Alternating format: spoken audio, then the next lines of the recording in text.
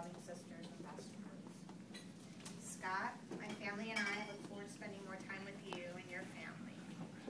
I am grateful that you make my sister happy and have given me a darling niece.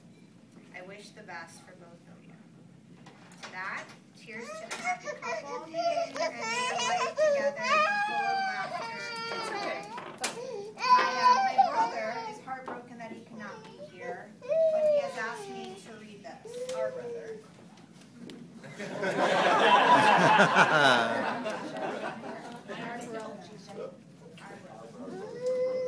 From the same mother.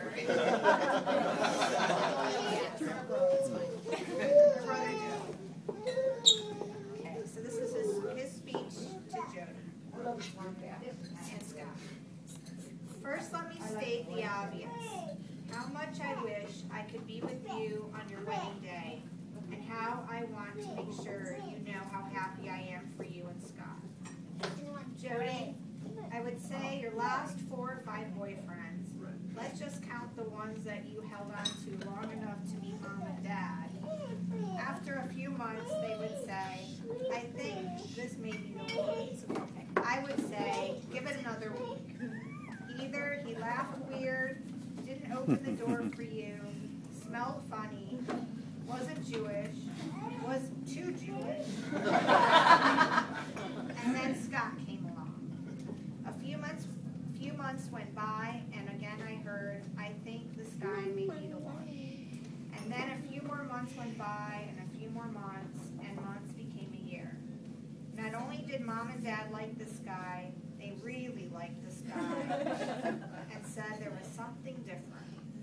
Mom called me up and pled her case. He's handsome, he's funny, they get along so great, you'd really like him, Jodi.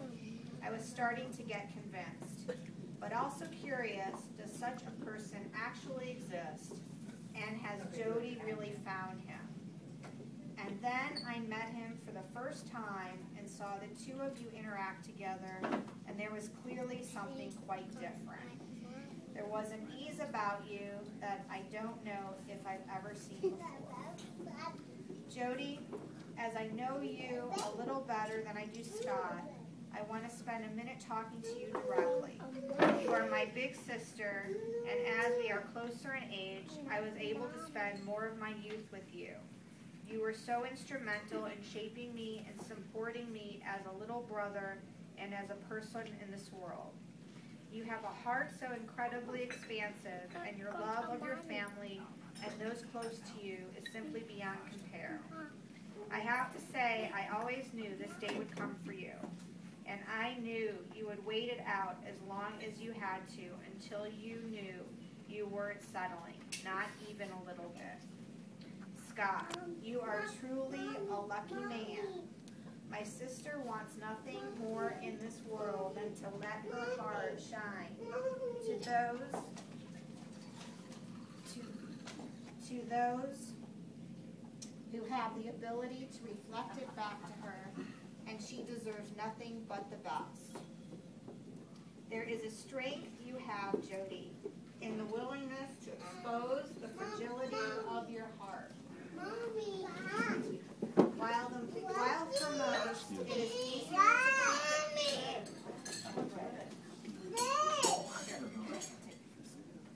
While for most it is easier to keep it guarded and safe, you are never reserved to show and share your heart, and that is simply remarkable quality. And Scott, you can do one hell of a cannonball.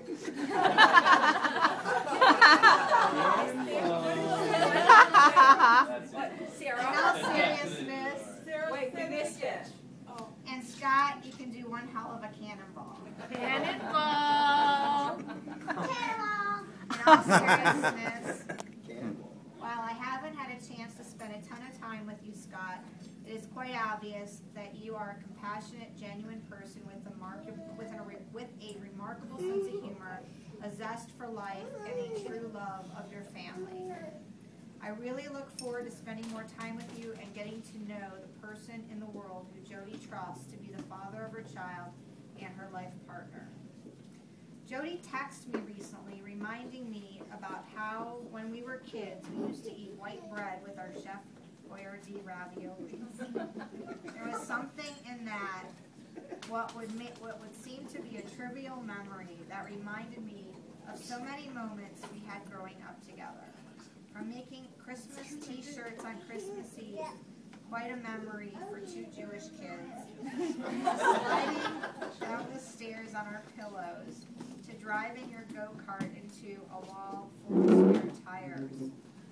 Jodi, I have a photo of you giving me a hug goodbye on our driveway the day I was leaving to move to New York City. The tears in your eyes and the absolute sadness in your face is such a reminder to me how connected we will always be and how much I know you care for me. And whenever I look at that, I am reminded what a very special gift you are in my life. There is a Sufi poem, Khalil Gibran, who has some very profound words on marriage I would like to share with you. Love one another, but make not a bond of love. Let it rather be a moving sea between the shores of your souls. Fill each other's cup, but drink not from one cup. Give one another of your bread, but eat not from the same loaf. Sing and dance together and be joyous, but let each one of you be alone, even as the strings of a lute are alone, though they quiver with the same music. Give your hearts, but not into each other's keeping, for only the hand of life can contain your hearts. And stand together, yet not united together, for the pillars of the temple stand apart, and the oak tree and the cypress grow, not in each other's shadow. Jodi and Scott, I wish you a life filled with happiness, with love, and countless joyous moments. I love you both. Aww.